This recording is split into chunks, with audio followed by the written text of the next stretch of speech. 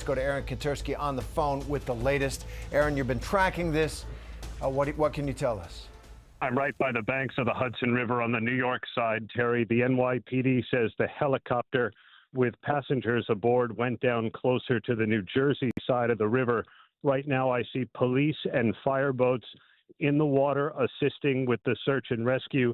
You may be able to hear sirens behind me. A number of emergency vehicles have been racing down the West Side Highway adjacent to the river to aid in the response, but it is closer to the New Jersey side.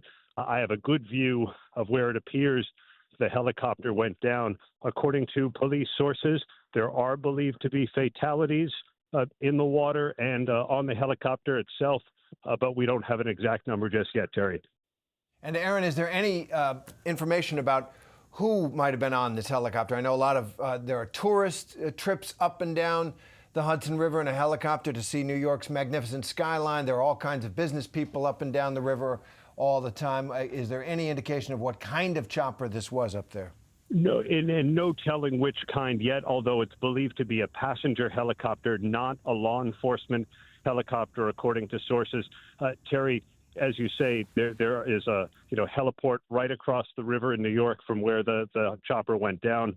A number of different points where a helicopter could take off for, as you say, a skyline tour or to take businessmen to the airport. Helicopters in the sky, not unusual here. And from time to time, there are accidents, but no telling who was on board this one. But it was believed to be occupied, and there are believed to be fatalities. You know, we all remember the plane that landed safely in the Hudson several years ago. Now, how common are air disasters over that river? And I know there have been proposals to get a better control of the airspace over that river. There have indeed, and there was a tourist helicopter that collided with a plane and crashed back into the river with tourists. I think they were from Italy, if I remember correctly. This was a number of years ago during the Bloomberg administration, and we've seen other incidents involving helicopters.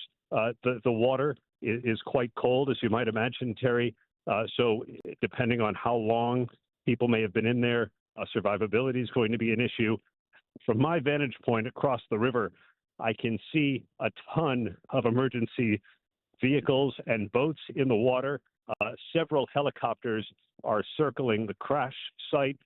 There was what looks like a cargo ship in the Hudson that's been stalled so as not to create any wake.